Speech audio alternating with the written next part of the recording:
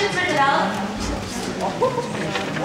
Please make sure each student has a worksheet. We will collect these at the end of the full round, or you can hand them to your teacher next class. These will count as homework and as your attendance for today. Welcome to the 2012 Congressional Candidates Debate at Harwich High School.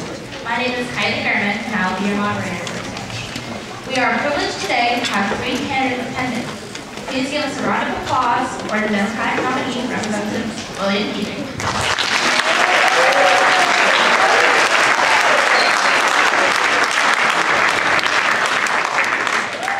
The Republican nominee, Mr. Sheldon.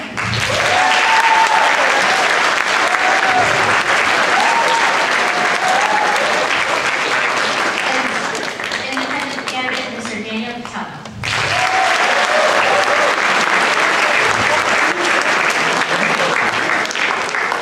I ask the audience to hold all applause for the remainder of the debate until the end. We thank the candidates here for making the time to meet us with us today. The format of the debate will start with opening statements from each candidate limited to 60 seconds.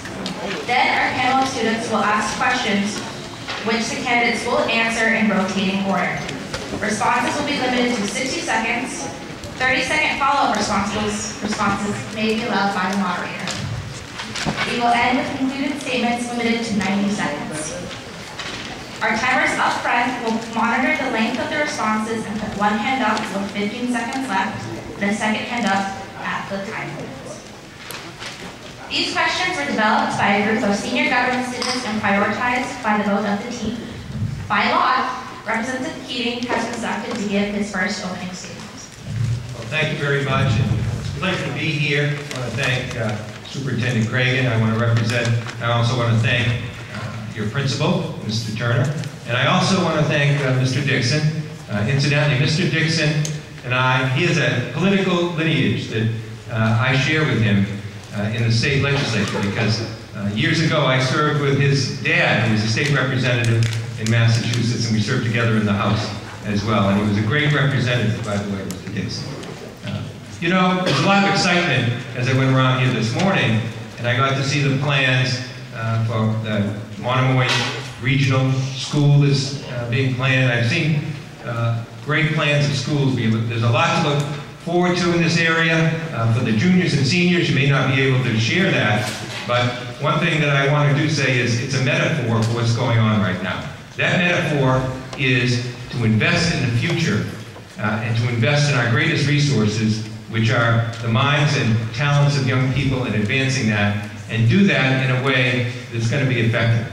So if you look at what we have to do going through our country's progress, think of what's going to happen here in 2 years, and let's have the same kind of success that you're planning for now. Thank you very much.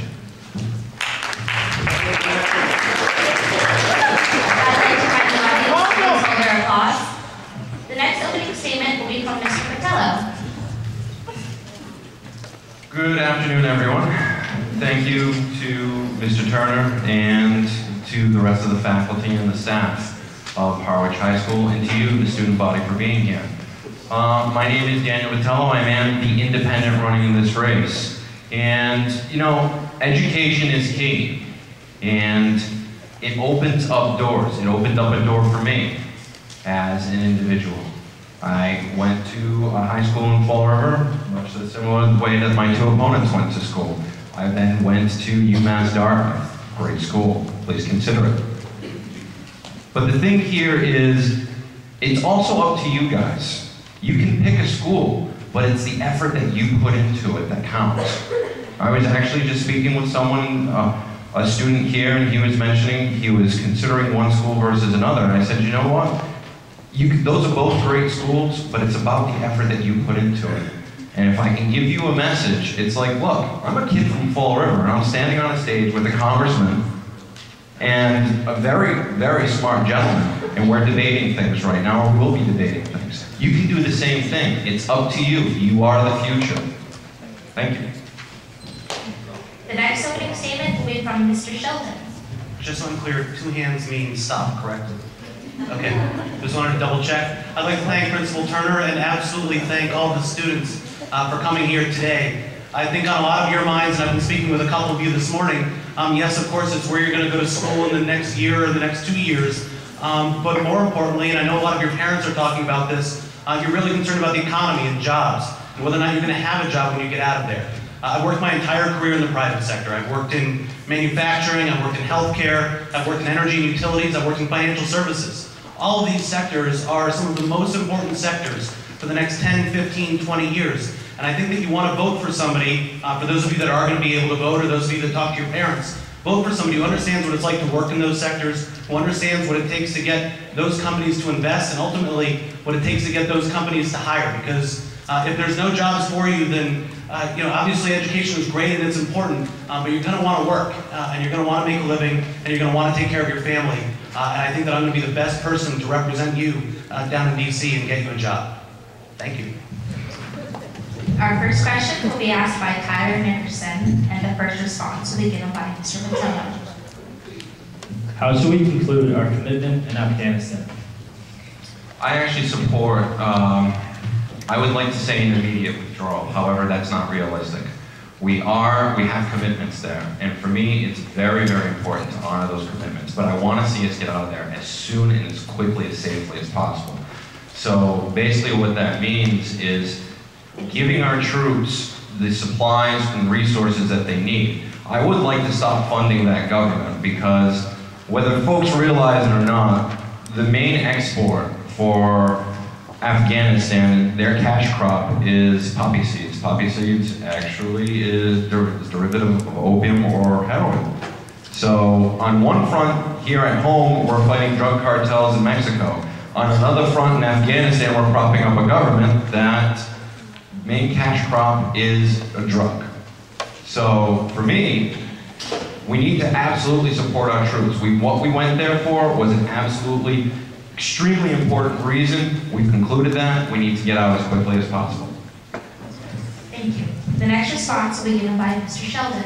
I think this is a topic that really all three of us pretty much agree on, in that we believe that we need to get out of Afghanistan as soon as it's practicable, and so perhaps we have some difference of opinion as to what practicable means. I think that what we need to understand is we got into Afghanistan for a good reason. Terrorism was being fostered there. It was putting the lives of our allies at risk, and it was putting us directly at risk here in the United States. A lot of the reasons why we got into Afghanistan don't exist anymore. We've done a tremendous job taking out Al-Qaeda. We've done a tremendous job working against the Taliban and stopping the Taliban. And we now need to focus on getting our troops out of Afghanistan, keeping intelligence resources there, keeping special forces in Afghanistan so that we can respond to any potential threats to our national security interests. But we need to get our regular troops out of there as quickly as possible. All right, thank you. Our next response will be given by Mr. Keating. Thank you very much. I've been to Afghanistan. I've talked to our troops. I talked to General Petraeus, General Allen. General Allen, still there, working hard. And I've also had the opportunity to talk to some of the Afghan government officials, as well as see the training of police officers, see what we're doing. I've actually been into a small elementary school in Afghanistan as well. We came there as a special ops mission to really root out Al-Qaeda and to make sure they no longer are a threat to us. That was our primary mission. We've done that, and we've done more than that. It's time to go home. It's something that's drained us fiscally, but more importantly, it's drained us in lives that were lost for fellow citizens. Some of those lives in my district, and some of those families that I met with personally. It is time to go home. It's time to take the resources we have there and to build in this country and to move this country forward. Thank you. The next question will be asked by Hannah Baker. What is the best way to deal with the federal deficit, and toward that end, how should we reform Medicare and Social Security?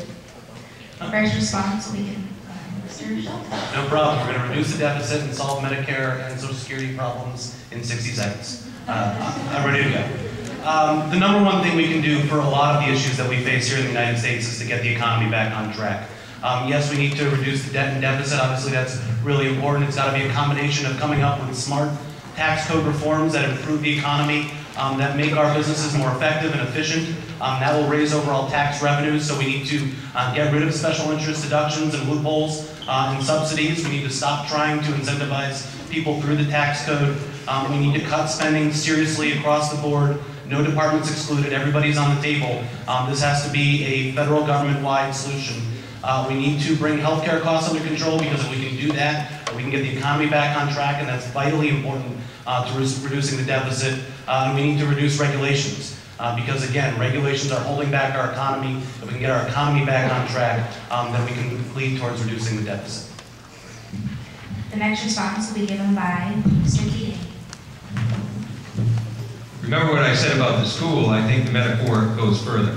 We have to make sure what the cost will be going forward for ourselves, and we have to make sure we're investing in the right way.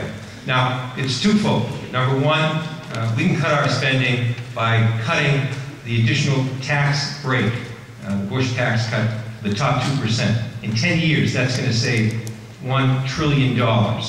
We got to do away with subsidies, like the oil subsidies. First thing I did on the floor was take on the big oil companies and say, why are we giving you $43 billion in taxpayer subsidies over the next 10 years? That should be an easy way to save money and revenues.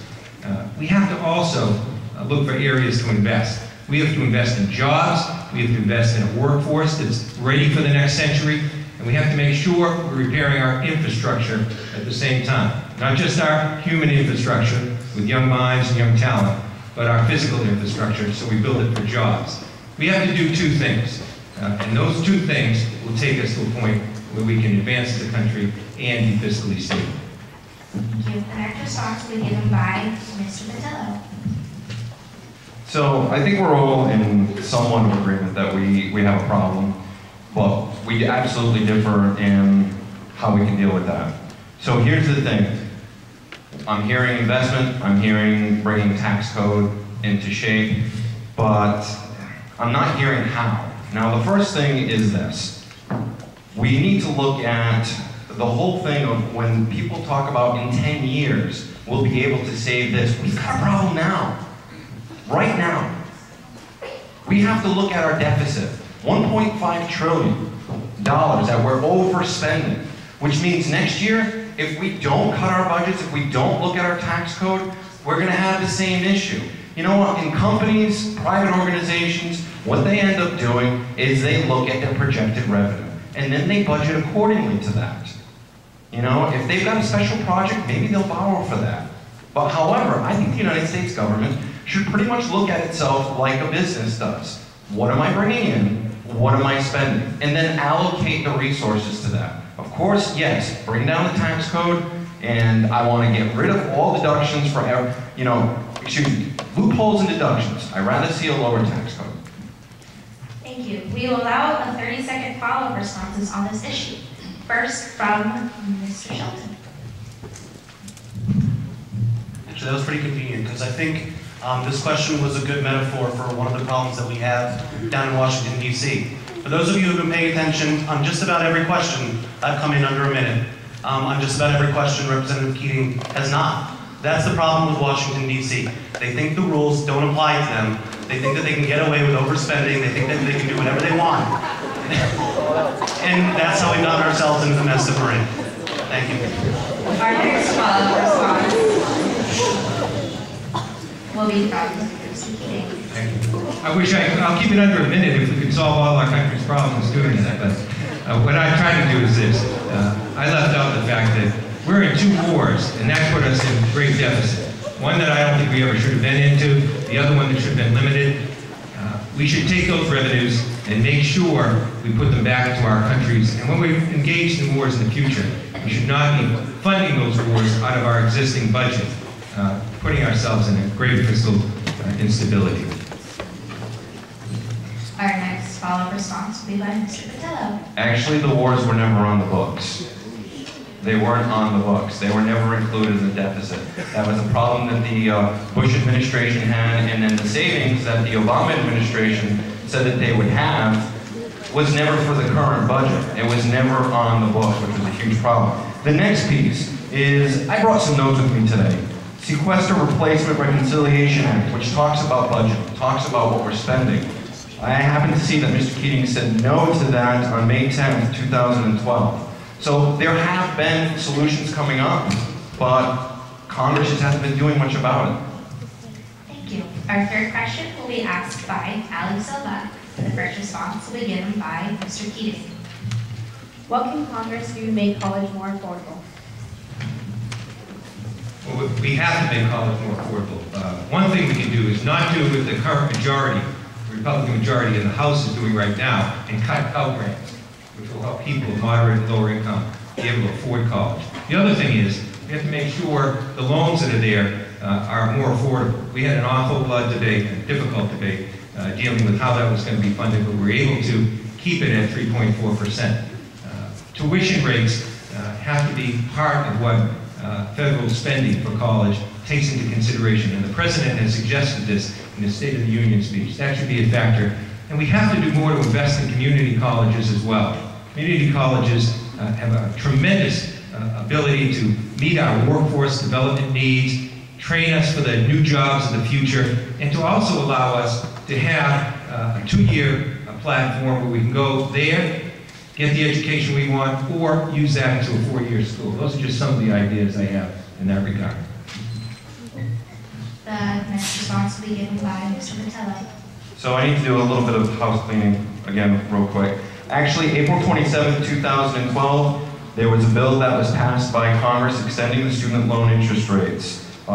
It stalled in the Senate, but anyway, Congressman Keating said no to that. That was extending the student loan interest rates, keeping them low. The second piece, I actually didn't go through college on a traditional way. I had to go half-time. I had a son rather young. I was 20 years old. So literally, my class load was cut in half. Now here's me offering an idea and a plan. Going to school full-time will not work for everyone. Either because you can't afford it, you have obligations, you need to work, somebody's sick, something's gonna happen. So going to school full-time might not work for you. So what I would like to see schools do is this. When you go in, I want to see admission counselors actually be admission counselors. I want to see them tell you, give me 3 of the choices that you would like to major in. And then go through that with you and say, this is how much you can make at the end of it, and this is what your school bill is going to be. And then have you choose if you can go full-time or not. Thank you. The third response will be given by Mr. Sheldon. Again, this is another big problem. 60 seconds probably isn't going to solve it. One of the things that we need to absolutely make sure is that all colleges are competing on a level playing field. Right now, we've made a difference between what we would say the online schools and the private schools that are taking a new model and separated them out from the 2- and 4-year colleges and some of the trade schools. And we need to make sure that they're on a level playing field, make sure that they are competing and that it's fair and open. Because quite obviously, the transparency has been lost in the system, and you don't end up seeing it until you end up having to pay back those student loans. Believe me, I have my own student loans that I'm still paying for. One of the things that we can do to make college more affordable, obviously we want to lower prices. We want to make sure that colleges are only charging you for the services it is that you're actually receiving. A lot of you will find out that you pay very high tuition rates, but a lot of the times you're paying for things that have absolutely nothing to do with your classrooms or your textbooks. It has to do with research and studying and things that are outside of your classroom. But you need a job. You can't pay back your loan if you don't have a job, and we need to get the economy back on track. Thank you. We will allow 30-second follow-up responses on this issue. First from Mr. Keating. Thank you very much. Mr. Botelho mentioned the vote. When you're running for Congress or in Congress, you have to know what that vote is. He referenced the vote. I voted for the lower amount. What he's referencing is the majority put in a bill that said that would be paid for under their plan by cutting breast cancer screening, ovarian cancer screening, childhood immunization, prenatal care, and care for young children born with disabilities. That's what I voted for. The next response will be given by Mr. Botelho. We all have to make choices on what, where, and when our money is going to come from. We don't have this press that just comes out and goes rolling.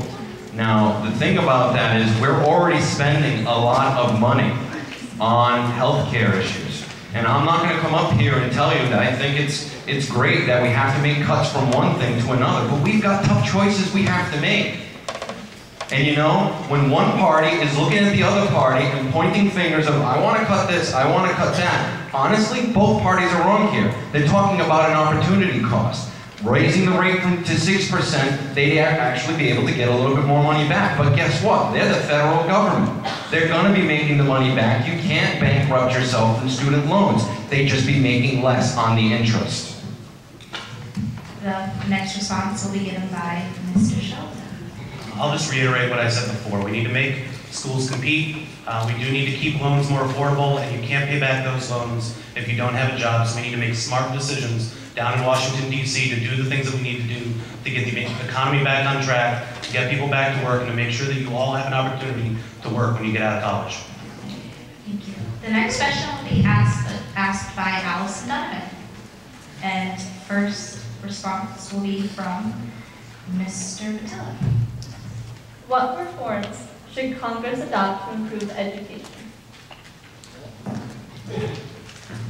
Well, I already talked a little bit about what I think colleges should do. Now, that's not necessarily Congress, that's administrative offices in colleges.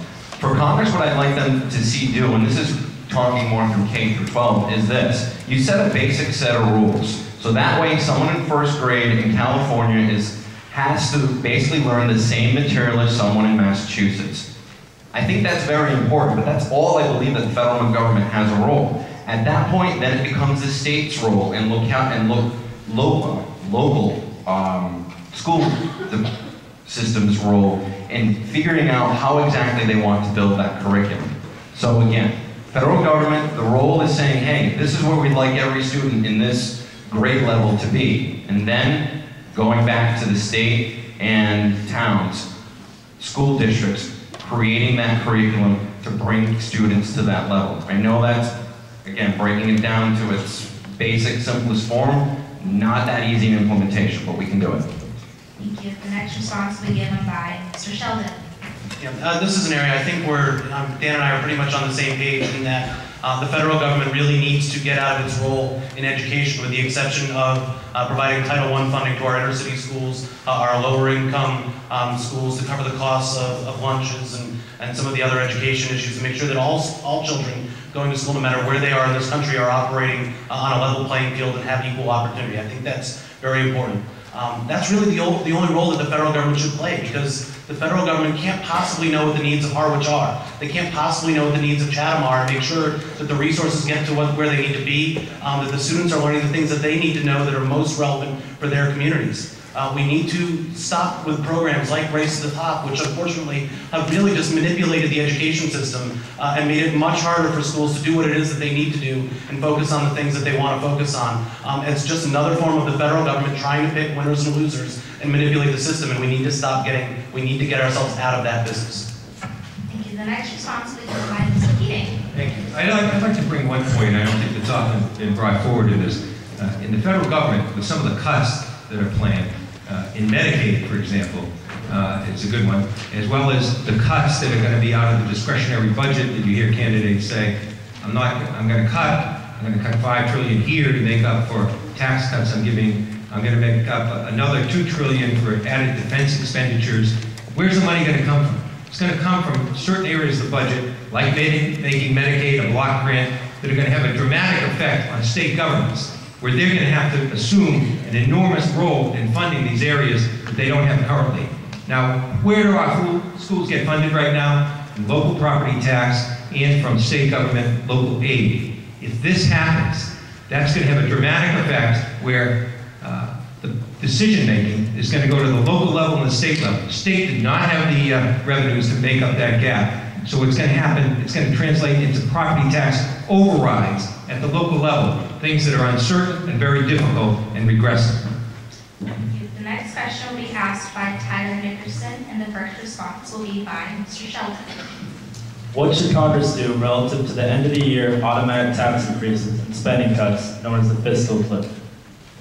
Yeah, absolutely. Again, we're talking about the deficit, or something that was done to try to reduce the deficit. I think it's really important for Congressman Keating before the end of this year to help extend the existing system so that whoever it is in the new Congress can have an opportunity to really solve some of our deficit issues. Obviously, we have a spending problem in Washington, D.C. That needs to get resolved. We have clear tax reform issues that need to be resolved. They're not going to get resolved between now and January 1st. These are huge discussions. We need to have conversations on solutions that have been offered, like Simpson Bowles. We need to have those conversations. They need to be out in the open. They need to be serious. And we need to start looking at all of the above types of approaches. Again, not something we can cover really in 60 seconds, but in the short term, we need to pass temporary extensions of the system as the way it is, and starting as soon as the new Congress gets into session, we need to make serious reforms to get the debt and deficit under control. The next response will be given by Mr. Keating. We have to take it on two parallel tracks. One is to make cuts.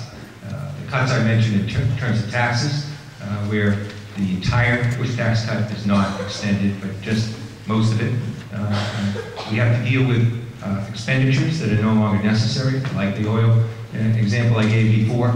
We have to make sure we're dealing with issues of Social Security, which can be addressed by raising the 106 threshold that stops people from contributing on a given year.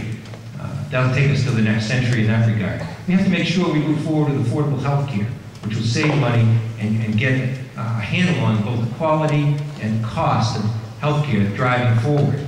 We have to also invest, because that's how a 1% increase in the gross domestic product translates into $3 trillion in additional revenues. Investing in people, workforce development, the new industries like renewable energy and clean industries that are going to create permanent jobs are the way to go. Thank you. The next response will be given by Mr. Botelho.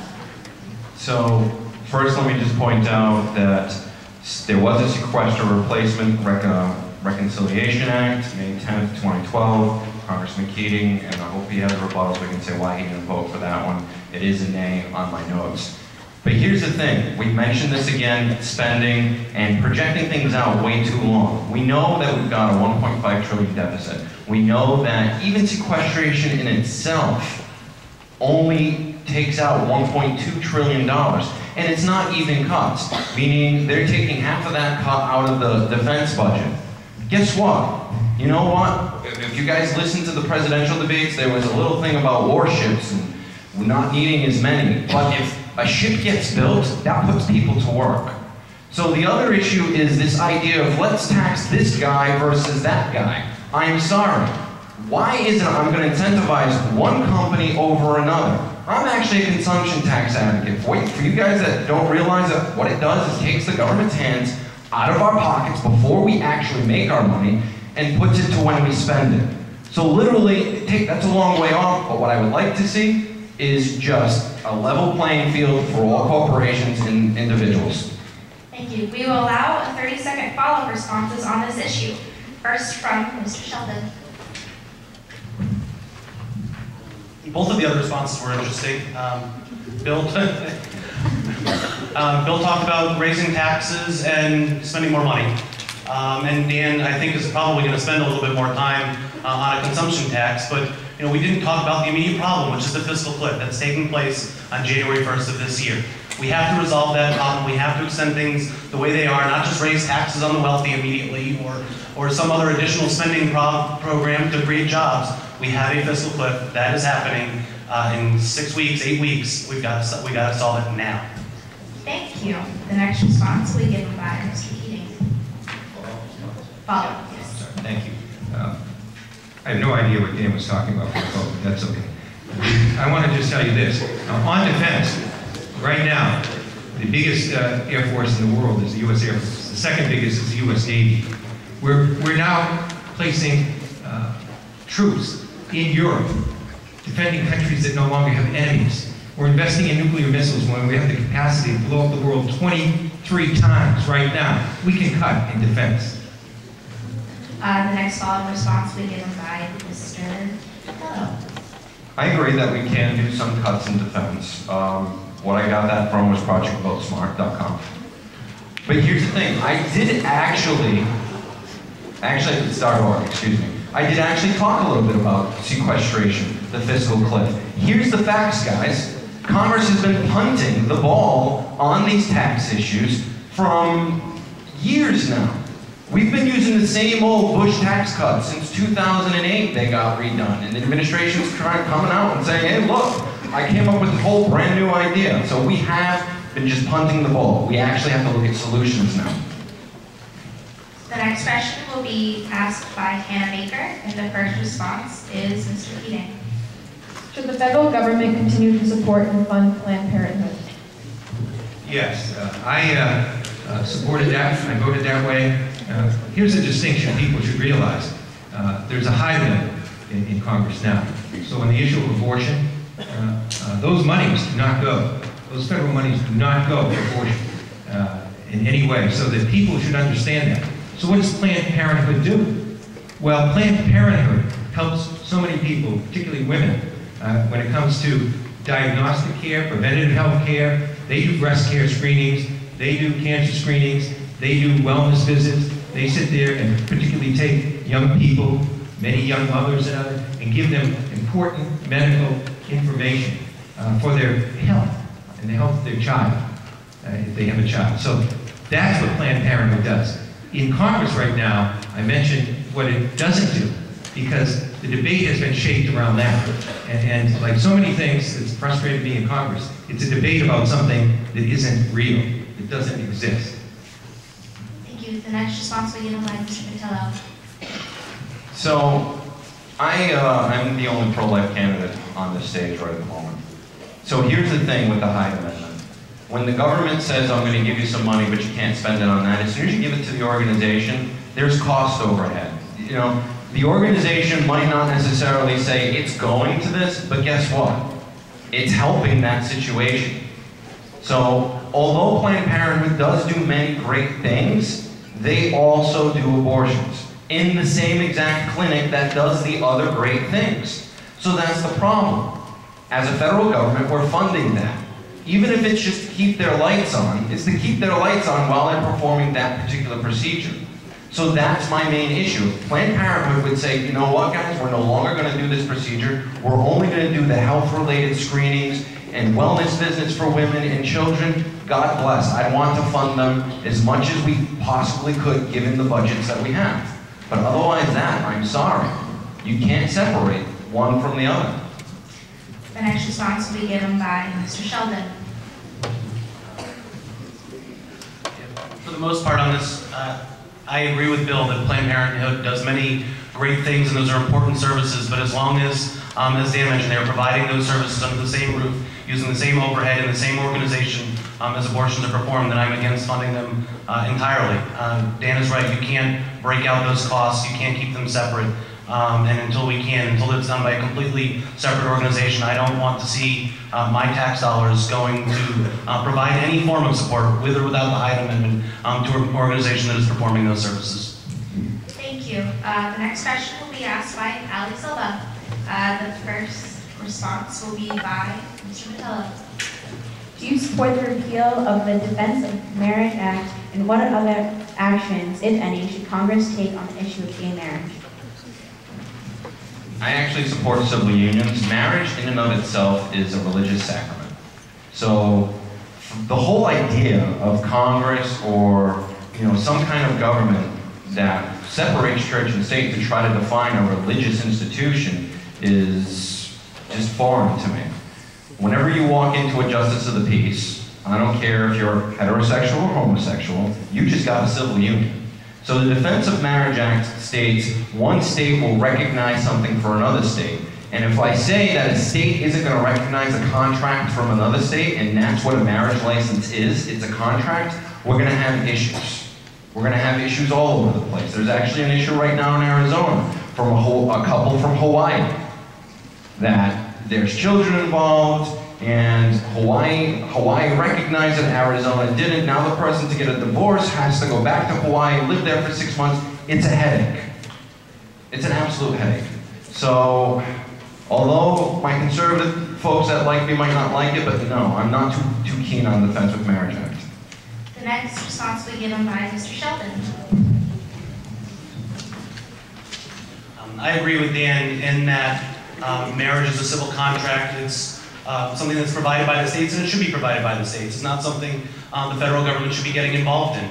I agree with Dan that marriage is a religious sacrament, and so the states need to decide on their own how they define marriage, just in the same way that they define how you get a driver's license. And those driver's licenses obviously are good from state to state, just as marriages are good from state to state. The federal government has no role in that. And for that reason, I would oppose the Defense of Marriage Act as well, because the federal government shouldn't be telling states what it should be doing with civil contracts. The next response will be given by Mr. Keating. For two gentlemen that want government to get out of their lives, let government get out of their lives. If two people love each other, let them get married. Please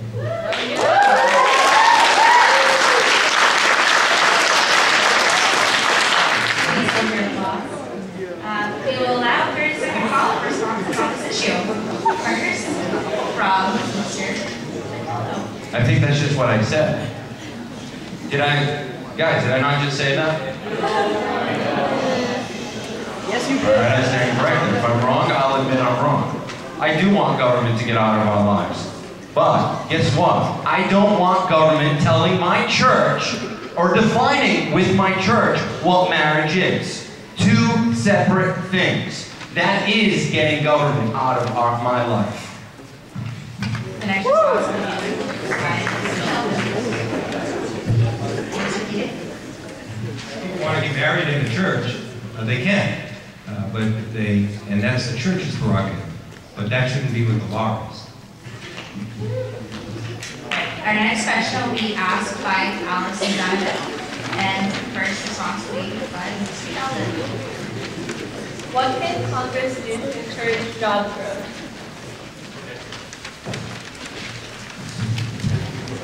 Encouraging job growth. So we're back, kind of back to square one with where we started the day. How do we get the economy back on track? And what can the government do to get it on track? Unfortunately, what we've seen with the economy is that there is no magic bullet solution. Congress and the president have tried multiple times. They've put together huge spending bills, huge packages, going into shovel-ready jobs. We're gonna do it tomorrow. We've got all these great projects. We're gonna get people back to work, and we've been doing that now for 3-4 years. We've been overspending our budget really since President Bush took office in 2000. And it hasn't worked. Our economy is as stagnant now as it was 3 or 4 years ago. We need to make common sense solutions on everyday issues that we've talked about throughout this debate. Getting the debt and deficit under control, reducing regulations, reforming the tax code and using the tax code to encourage businesses to invest and to grow, reducing corporate income taxes, especially on our small and medium-sized businesses, the 15,000 in this district, and we need to get healthcare costs under control. The next response will be given by Mr. Keating. We can get people to work. In this district, I was able to get 10,000 jobs in the Southfield project by working with the administration and creating in the private sector and doing it. I've worked hard on the tourism areas to try and make sure we have more international travel, something that will help this area of the Commonwealth as well. I want to make sure we're protecting our environment so that tourism is protected here too, because without an environment that's protected here in Cape Cod and the islands, tourism will cease to exist. I want to make sure that we work in the marine sciences, because I think this is an area where our whole region can grow with new, clean energy and ocean-related jobs. I think we can do this. I'm optimistic we can do this. We have to invest in this too. We have to make sure we have educated, trained people for those jobs. We have to invest in that to make that happen. That's an investment that will pay great dividends. Thank you. The next response will be by Mr. Botelho. You know, both my opponents have good points. Lowering taxes, lowering regulation, for me, just making an even playing field. You know, that really is key. I don't just want incentivized jobs coming back over from overseas. That's a slap on the face of the companies that are already here. We need to make sure that corporations are on an even keel. Picking winners and losers with the tax code hasn't worked. We've seen that for over 100 years, and we're in the mess that we're in. That's why, eventually, yes, I'd like to see us go to a consumption tax. Now, with these other things, you know, you have mentioned 10,000 jobs a lot. And I would love if that were going to be absolutely true. He's talking about the Southfield project. And hey, it has brought some jobs, about 400, which is better than nothing. So far, it has. Well, the research that I have done has showed about 400 jobs thus far. But the other thing is that the project has been going on for well over 14 years. So the claim, you have attached your name to it, which God bless you, at least you're helping with it now, but it was in the works for a long time. So to take full credit for it or some credit, you also need to say, hey, you know what? It's been in the thing, but here's what I've done with it. Thank you. The next question will be asked by Tyler Nickerson. The first response will be given by Mr. Keating. Do you support the Affordable Care Act? And what else should Congress do on the issue of health care? I support the Affordable Care Act. It's going to reduce costs in the long run. And look at Cape Cod right now. We can see some of the innovations that are already occurring here. In the Outer Cape Health Services, where we've invested $8 million to help them have a facility there that will provide access to a rural area of this district. To the Duffy Center, where they're managing the health care of people that are homeless, of veterans, looking at behavioral issues as well as the medical issues. To Mashpee, where they're looking at dental care that's available for people. We see right here in Massachusetts the success of that. Massachusetts has benefited from it. We were the first state out of the recession. We're number 5 in job growth, and we're about 2 percentage points lower in unemployment than the rest of the country. That has helped Massachusetts, and it's provided health care for people that don't have it otherwise, and it's done it in a way that will innovate, provide greater quality, and greater care. Thank you. The next response will be given by Mr. Botelho. No, I don't think the ACA goes far enough to protect the middle class of America, middle income.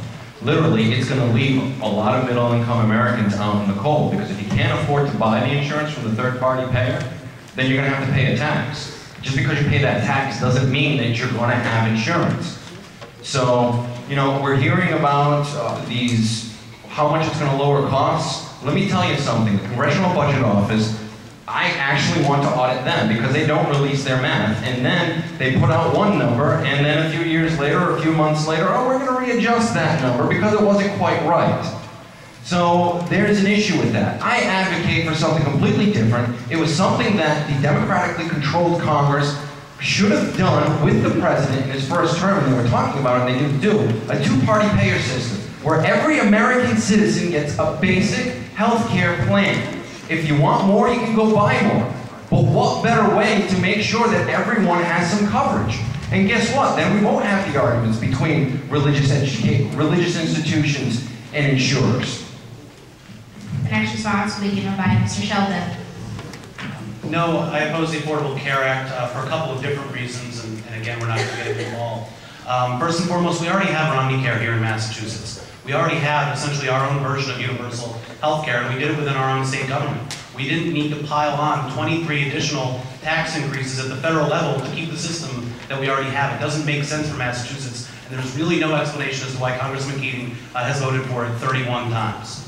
What we need to focus on is reducing healthcare costs. That's the most important thing, and that was the second part of the question, which is what can we do to reduce the costs? We need to focus on transparency in the healthcare system. We need to focus on competition. That's what we're going to do to lower costs. We need to allow insurance companies to compete across state lines. We need to know what our healthcare costs are. And when healthcare is more affordable, that's the type of thing that will help our small and medium-sized businesses. Because right now, they've seen their rates in Massachusetts go up 10% a year every year since Omnicare was passed. It's the costs that are killing us. The Affordable Care Act did nothing to address costs, and its proponents freely admit that. That's where we need to focus our time and energy. Thank you. We will allow 30-second follow-up responses on this issue. First, from Mr. Keating. The growth in healthcare already has started to grow in lesser increments than decades. But let me just bring back the point here. We pay one way or another for people's healthcare. And talk about transparency. A family's group health insurance plan, $1,100 of that, on average, goes to pay for someone else's health care. We're paying for other people's health care out of our own pockets now. Where do you think the money for that health care comes from? Might as well take this approach and have more equity in dealing with it and more common sense in going forward. The next follow-up response will be given by Mr. Botelho. We do pay for other people's health care in the price of the premiums that we have. And here's personal experience. My premium at work just went up. The deductible that I have to pay if I have a catastrophic event or have to go to the emergency room went up to about $1,500. Ooh, great, I get to go to my doctor for free for a wellness visit. What they do? Really? But if something happens and I have to go to the hospital, and I'm living paycheck to paycheck, or another American is living paycheck to paycheck, how are they going to afford that bill? And the two-party payer system can take care of the basics, the costs will come down on everything else. It's a proven fact. Next call will be given by Mr. Sheldon. I'll just talk really quickly on the cost of the federal government. For those of you who are taking government, there are two certainties in the government when you introduce a bill. If it includes increases in spending and increases of taxes, you'll get both. If it includes decreases in spending and decreases of taxes, rarely will they ever materialize. The Affordable Care Act had lots of tax increases, lots of spending increases. We know we're going to get those. It's very unlikely that we're going to see any of the savings that Representative Keating talked about. Thank you. The next question will be asked by Hannah Baker with the first response from Mr. Botelho. What role should the United States take in addressing humanitarian crises such as those in Syria and Sudan? My heart goes out to everyone in the world that is going through crisis. National, emotional, physical, war. We don't know here in the United States what those people are dealing with. We might want to imagine it by watching a movie. We have absolutely no clue. But here's the problem. Basically what the question is asking is, would I authorize military intervention there? And I'm sorry, I would not.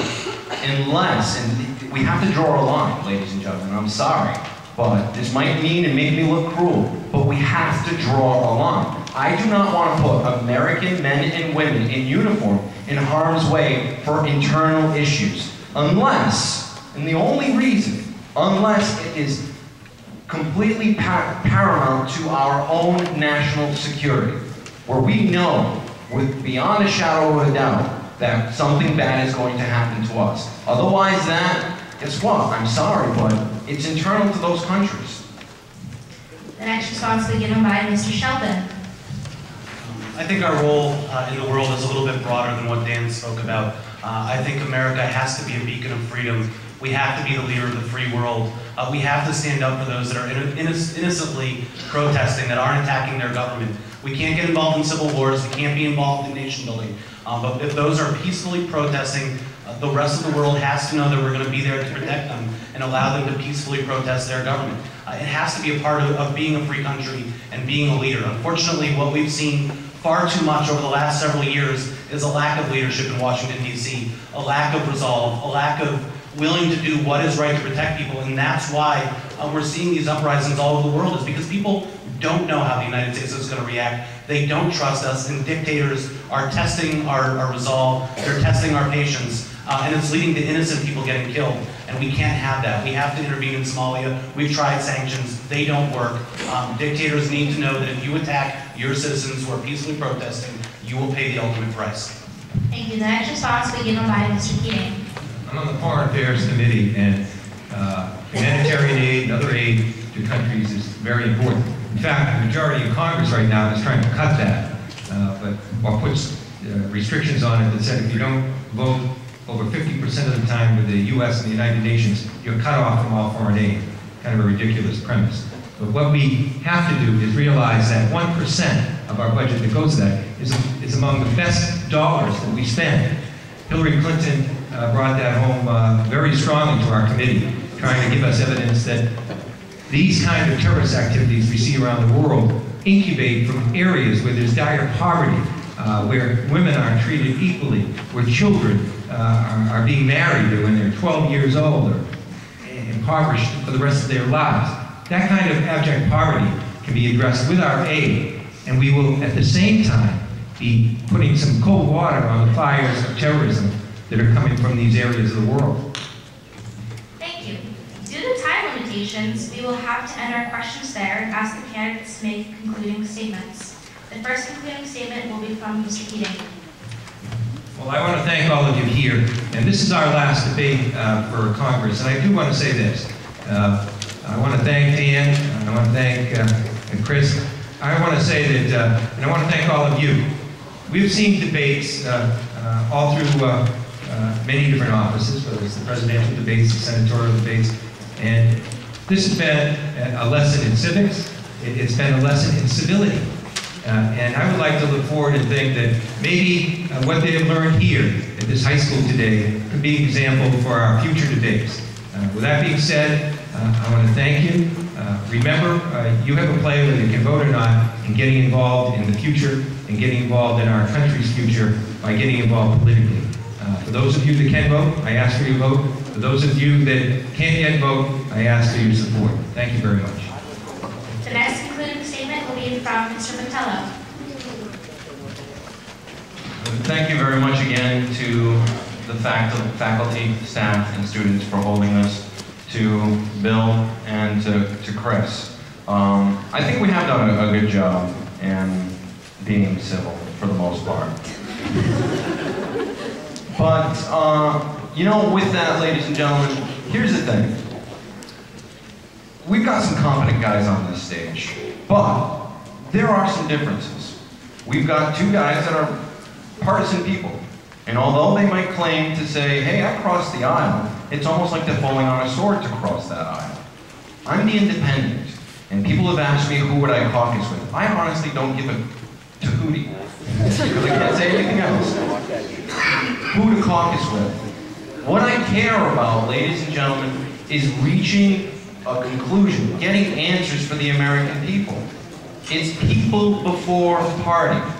And honestly, I look at votes here, and then I look at some of the rhetoric that Chris has said about, hey, you know what, I'm a Republican, Republicans do well, you should hire me because I'm a Republican. Well, that's kind of partisan to say.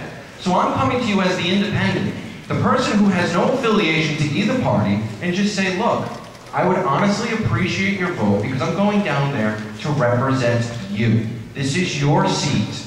Please, look us up, look at who matches your values, and then vote your conscience. Thank you very much. Thank you. The final concluding statement will be from Mr. Sheldon.